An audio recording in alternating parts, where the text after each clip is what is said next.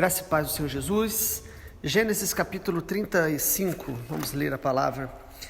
Deus disse a Jacó: apronte-se, mude-se para Betel e estabeleça-se ali. Ao chegar, construa um altar para o Deus que lhe apareceu quando você estava fugindo de seu irmão Esaú. Jacó disse à sua família e a todos que estavam com ele: joguem fora todos os seus ídolos pagãos. Purifiquem-se, vistam roupas limpas. Vamos a Betel, onde construirei um altar para o Deus que respondeu às minhas orações quando eu estava angustiado. Ele tem estado comigo por onde ando. Então entregaram a Jacó todos os ídolos pagãos, as argolas que usavam nas orelhas, e ele os enterrou ao pé da grande árvore perto de Siquém. Quando partiram, o terror de Deus se espalhou de tal forma entre os moradores das cidades próximas que ninguém atacou a família de Jacó. Por fim, Jacó e todos que estavam com ele chegaram a Luz, também chamada Betel, em Canaã. Jacó construiu um altar ali e chamou o lugar de El-Betel, pois Deus lhe havia aparecido em Betel quando ele estava fugindo de seu irmão. Pouco tempo depois, Débora, a serva que havia amamentado Rebeca, morreu e foi sepultada ao pé do carvalho no vale perto de Betel. Desde então a árvore é chamada de Alon-Bacute. Agora que Jacó havia regressado de Padã-Arã, Deus lhe apareceu outra vez em Betel e o abençoou. Seu nome é Jacó, mas você não se chamará mais Jacó. De agora em diante, seu nome será Israel. Assim Deus deu a ele o nome de Israel. Deus também lhe disse: eu sou o Deus Todo-Poderoso. Seja fértil e multiplique-se. Você se tornará uma grande nação, até mesmo muitas nações. Haverá reis entre seus descendentes. Eu lhe darei a terra que a dei a Abraão, a Isaque. Sim, eu a darei a você e a seus descendentes. Em seguida, Deus se elevou do lugar onde havia falado a Jacó. Jacó levantou uma coluna de pedra para marcar o lugar onde Deus lhe havia falado. Depois derramou vinho sobre a coluna como oferta a Deus e a ungiu com azeite de oliva. Chamou o lugar de Betel, pois ali Deus lhe havia falado. Depois que partiram de Betel, rumaram para Efrata. Raquel, porém, sentiu fortes dores e entrou em trabalho de parto. Quando ainda estavam a certa distância da cidade, as dores de parto aumentaram e a parteira lhe disse: não tenha medo, você terá outro menino. Raquel estava quase morrendo, mas com seu último suspiro chamou o menino de Benoni. O pai do bebê, no entanto, o chamou de Benjamim. Assim Raquel morreu e foi sepultada junto ao caminho para Efrata, ou seja, Belém. Sobre o túmulo de Raquel, Jacó levantou um monumento de pedras que está lá até hoje. Então Jacó seguiu viagem e acampou além de Migdal-Eder. Enquanto moravam ali, Rúben teve relações com Bila, concubina de seu pai, e Jacó ficou sabendo disso. Estes são os nomes dos 12 filhos de Jacó. Os filhos de Lia foram Rúben, filho mais velho de Jacó, Simeão, Levi, Judá, Issacar e Zebulon.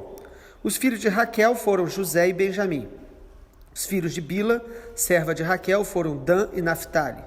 Os filhos de Zilpa, serva de Lia, foram Gade e Asser. Esses são os filhos que nasceram a Jacó em Padã-Arã.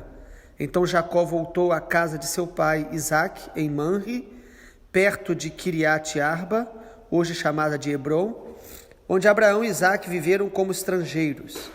Isaque viveu 180 anos, deu o último suspiro e, ao morrer em boa velhice, reuniu-se a seus antepassados, seus filhos Esaú e Jacó o sepultaram. Amém. O capítulo 35 de Gênesis fala de renovação do altar. Depois daquele momento tão difícil, onde a família de Jacó estava sob ameaça por 2 dos seus filhos terem matado ali todo um povoado, Deus fala com Jacó de maneira direta. No versículo 1, Deus disse: apronte-se, mude-se para Betel e estabeleça-se ali. Então era um momento de transição, era um momento onde Deus estava tirando Jacó de um lugar, levando para o outro, para se estabelecer. Deus deu uma palavra muito específica. E é tremendo também, porque no versículo 1 ainda, do capítulo 35, o Senhor diz: ao chegar, construa um altar. Muitas vezes os patriarcas construíram altares como um momento de louvor a Deus, de gratidão a Deus, marcando um momento, mas agora Deus é que pede para que se levante um altar para ele em Betel.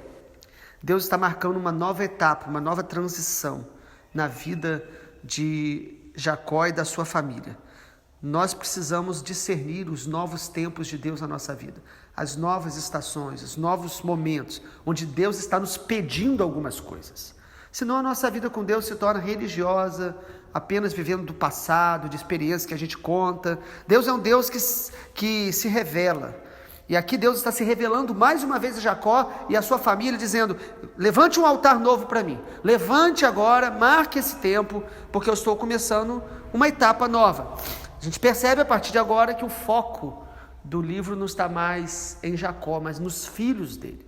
Precisamos entender isso. Deus, ele vai mostrando a manifestação da sua vontade na nossa vida, mas também naqueles que estão ao nosso redor, nos filhos naturais, filhos espirituais, naquilo que nós viemos construindo na caminhada com Deus. Capítulo 35, então, sobre a renovação do altar, eu quero destacar pelo menos 3 aspectos. Primeiro, renovar altar significa renovar a nossa consagração ao Senhor. Perceba que quando Deus fala para Jacó: construa um altar, Jacó reúne a sua família, no versículo de número 2, e ele fala: joguem fora os seus ídolos. Irmãos, Jacó já andava com Deus. A família dele já estava tendo conhecimentos parciais de Deus. Mas quando a gente vai renovar um altar, marcar um tempo novo com Deus, é importante a gente perceber que Deus tem coisas para tirar da gente. Todos nós. Deus tem coisas para arrancar. O que o Senhor Jesus fala, que a palavra dele, ela nos limpa. E limpa deve ser literal, deve estar tirando maneiras de pensar, sentimentos errados, às vezes escolhas erradas, desejos que a gente tem alimentado, tempo que a gente tem gasto com coisas que Deus não mandou. Então, tirar esses ídolos falava de um novo tempo de consagração. Imagina, ele tirou certamente os ídolos, por exemplo, que Raquel escondia. Na família dele tinha alguns ídolos. É impressionante você ver pessoas caminhando com Deus com alguns ídolos, assim como no tempo de Josué. O povo já estava ganhando, Deus estava com eles, mas chega um momento que Josué fala assim: olha, tirem os ídolos do meio de vocês, eu e a minha casa serviremos ao Senhor. Quanto a vocês, ele traz uma exortação para um tempo maior de purificação. Todos nós, se realmente estamos andando com Deus, Deus vai nos chamar para entregar coisas para Ele, renunciar coisas, reconhecer áreas da nossa vida que se tornaram ídolos. Às vezes coisas boas, às vezes coisas até lícitas, nós podemos colocar aquilo no lugar de Deus. Ídolo é tudo que eu coloco no lugar de Deus, que compete com Deus. Pode ser o dinheiro, pode ser uma tristeza, uma ferida que eu começo a idolatrar e pensar tanto nela, que eu esqueço das coisas que Deus fez, da grandeza de Deus. Então o que Jacó está falando é: nós vamos levantar um altar, se purifiquem, mudem a roupa, tomem um banho, tirem até as argolas que as mulheres estavam usando. Ali é um momento de consagração. E é interessante perceber Jacó aqui advertindo a sua família. Segundo lugar, a renovação aqui do altar de Jacó e também da sua família envolve gratidão pelo que Deus tem feito. Perceba que Jacó diz: olha, nós vamos levantar um altar ao Senhor, porque o Senhor me respondeu na minha angústia. O Senhor esteve comigo, me acompanhou durante todo o meu caminho. É o que está no versículo 3. Ele diz isso claramente: eu vou construir um altar, porque Deus me respondeu nas minhas orações quando eu estava angustiado, e Ele tem andado comigo onde eu ando. Irmãos, nós precisamos reconhecer que Deus já respondeu orações nossas sobrenaturais. Às vezes agora Ele não está respondendo algo, mas nós não podemos ser ingratos e deixar de agradecer, louvar e exaltar por tudo que Ele já fez. E Ele tem nos acompanhado no nosso caminho, na nossa caminhada. Você vê um Jacó aqui, após um grande trauma de seus filhos terem assassinado um povoado, mas ele está aqui olhando, falando: o Senhor tem estado comigo, a graça de Deus, a misericórdia de Deus, inclusive o protegendo, porque o texto diz isso, que Deus colocou um terror muito grande sobre os povos ao redor, para não irem atrás dele. Nós temos que reconhecer o cuidado de Deus na nossa vida todos os dias. A pessoa ingrata, ela não vê nada de bom. A pessoa grata, ela sempre tem motivo para louvar a Deus. Quem quer renovar o seu altar com Deus, certamente Deus vai restaurar no nosso coração a gratidão. E em terceiro lugar, a renovação do altar envolve a renovação da nossa identidade e do nosso chamado.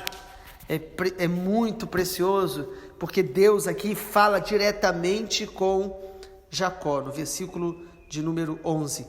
Deus lhe disse: eu sou o Deus Todo-Poderoso, seja fértil, multiplique-se. Deus está falando: olha, porque eu sou Todo-Poderoso, eu vou te multiplicar, vou fazer de você, olha como que ele acrescenta, uma grande nação, muitas nações, e haverá reis entre seus descendentes. Deus acrescenta novas revelações. Deus primeiro diz a ele quem ele é a partir desse tempo, no versículo número 10, seu nome é Jacó, mas você não se chamará mais Jacó, de agora em diante seu nome será Israel. Assim Deus deu a ele o nome de Israel. Os irmãos lembram que Deus já tinha mudado o nome dele, lá no encontro em Peniel, mas Deus aqui está lembrando a ele: olha, você é Israel, seu nome, sua natureza tem engano, o seu coração é enganoso, mas eu estou te tornando uma nova pessoa, você está andando na minha presença, você vai manifestar o meu nome, Israel, aquele que luta com Deus, aquele que anda com Deus, aquele que Deus luta com ele. Então Deus está renovando aqui a identidade dele. Ele já sabia da mudança do seu nome, ele já sabia da bênção que tinha sobre Abraão, sobre Isaac, mas Deus aqui está renovando. Irmãos, a nossa vida com Deus é assim. Deus nos leva a novos processos, aprofundando aquilo que ele já falou um dia, que ele já prometeu um dia. Toda vez que a gente ouve o Senhor, geralmente Deus vai falar o que ele já falou, nos lembrando e às vezes acrescentando algo novo. Foi o que ele faz aqui. Deus renova a identidade de Jacó. Seu nome é Israel. Multidão de nações sairão de você, reis procederão de você. Eu sou o Deus Todo-Poderoso. Irmãos, a revelação que nós temos de quem é Deus vai determinar a transformação do nosso caráter e o nosso desejo de fazer a vontade dele. Quanto mais eu conheço a Deus, toda vez que a nossa vida espiritual ela esmorece, ela esfria, é porque nós estamos tirando os olhos de quem é o Senhor. Nós podemos definir Deus com essas mesmas palavras, falar que Ele é todo-poderoso, que Ele é o Senhor, que Ele é grande, mas isso não é revelação, isso é apenas confissão, apenas você está falando algo que você tem na sua memória. Agora, revelação, irmãos, é quando isso se torna real, consciente, fato dentro do meu espírito, dentro da minha mente. Isso é uma revelação tão clara que eu caminho debaixo de quem é Deus. Então Deus aqui está relembrando, reforçando a identidade de Jacó a partir de quem Deus é. Eu sou, por isso você vai fazer, por isso você será, por isso você é. Para concluir, o texto não nos mostra apenas esse momento tão especial da renovação do altar. O texto também nos mostra 3 lutos muito significativos na vida de Jacó e da sua família. Uma serva que caminhava com eles há muito tempo, chamada de Débora. O texto fala que ela faleceu e eles fizeram ali o enterro delas, o versículo de número 8. Pouco tempo depois, Débora, serva que havia amamentado Rebeca, então você percebe aqui que era alguém importante na família, ela morre. Logo depois, nós vemos aqui um momento de uma alegria muito grande, mas também com um luto doloroso, quando a Raquel, que era a esposa que Jacó mais amava, ela tem o seu último filho, e Benjamim, mas ela morre ao nascer o seu filho. O texto diz que ela deu o nome dele de Benoni, que significa filho da minha tristeza, de tão aflita que ela estava. Mas imagina Jacó ter que lidar com esse luto, e logo depois o texto mostra eles indo visitar Isaac, e eles vão lá também fazer essa despedida ali, o luto do pai. Isaac depois de viver bem durante 180 anos. O que isso nos mostra, irmãos? Isso nos mostra uma realidade que nós precisamos ter. Andar com Deus envolve altares, envolve manifestações da glória do Senhor, mas andar com Deus não nos livra de aflições, não nos livra de perdas. Nós vamos ter que saber lidar com a dor, cedo ou tarde, para que a gente não fique paralisado na dor, e nem questionando porque Deus permite. Amado, a vida é um presente de Deus, mas o luto é uma realidade deste mundo caído. Eles têm que enfrentar este luto, eles têm que superar este luto. Eles têm como família, Jacó e seus filhos, e toda a família, precisam passar por aquele momento difícil, mas dar continuidade ao chamado de Deus na vida deles. Andar com Deus não vai nos livrar de passar por aflições, por dores. Isaac, o texto deixa muito claro que Isaac foi reunido ao seu povo. Irmãos, eles já tinham uma revelação clara que esta vida aqui é passageira e que a morte, para quem crê no Senhor, para quem anda com Deus, é um encontro com Deus em plenitude e com o povo de Deus que já partiu. Então, o patriarca Isaac, diz o texto que ele foi reunido ao seu povo. A imortalidade já está aqui nos mostrando claramente pelo texto bíblico, e nós vemos aqui que eles enfrentam esta dor tão grande, perdas, lutos, mas eles continuam a caminhada para todo o propósito de Deus. E nos chama a atenção que no meio de tanta coisa, tanto boa quanto ruim, a gente vê aqui o primogênito de Jacó pecando deliberadamente.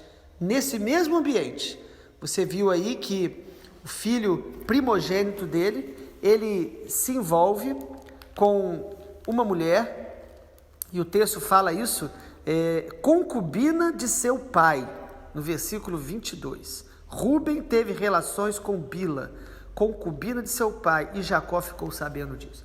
Irmãos, um ambiente de revelação de Deus e de lutos deveria trazer no mínimo temor para as pessoas. E trouxe para a maioria deles, mas sempre tem aqueles que vão continuar pecando deliberadamente contra o Senhor. E esse filho de Jacó, que era o primogênito, que deveria ter uma bênção especial sobre ele, Rúben, peca deliberadamente contra Deus, contra a família, contra o pai, e a Bíblia diz aqui que Jacó ficou sabendo disso, e lá na hora que Jacó vai partir e ele vai abençoar os filhos, ele libera uma palavra de maldição sobre Rúben. Por quê? Porque peca, mesmo no ambiente onde Deus está se revelando e pessoas estão sofrendo, há pessoas que permanecem no erro, no engano. Que Deus tenha misericórdia de nós, que nós possamos aprender com a palavra de Deus a renovar o nosso altar diante dele, a temer o Senhor, a ouvir o Senhor, a chorar com os que choram, a aprender na alegria e na dor, a aprender todo o tempo a amar mais o Senhor, a andar com Deus, a fazer a vontade de Deus. Nós possamos reconhecer a grandeza de Deus. E para concluir, vale a pena a gente perceber que Jacó mudou o nome do filho. Raquel colocou o nome de Benoni, que significa filho da tristeza, mas Jacó mudou o nome dele. No versículo de número 18, o pai do bebê o chamou de Benjamim, que significa filho da minha destra. Ou seja, ele coloca uma palavra de bênção sobre a vida daquele filho. Ele vê aquele momento de tristeza de perder a esposa que ele mais amava, mas que Deus estava começando algo novo, estava gerando uma nova vida, que seria bênção para nações, que seria bênção para a vida. Amado, toda vez que a gente passa por uma dor, uma dificuldade, uma perda, Deus está começando algo novo, mas nós precisamos discernir, para que a gente não fique parado no meio do caminho. Que Deus nos abençoe, que nós possamos renovar o nosso altar com o Senhor continuamente. Vamos orar? Pai, obrigado.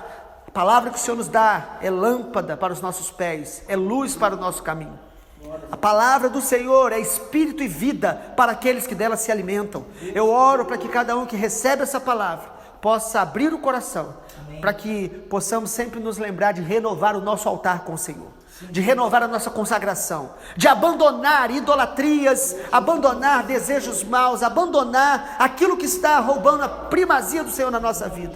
Que nós possamos estar caminhando com o Senhor, superando as dores, os traumas, as perdas, debaixo da consolação e da direção da Tua palavra. Nós te agradecemos, Pai, porque nós te conhecemos e o Senhor tem nos protegido, tem nos guardado. O Senhor é Deus em nossas vidas. Nós te louvamos em nome de Jesus. Amém, Senhor. Amém.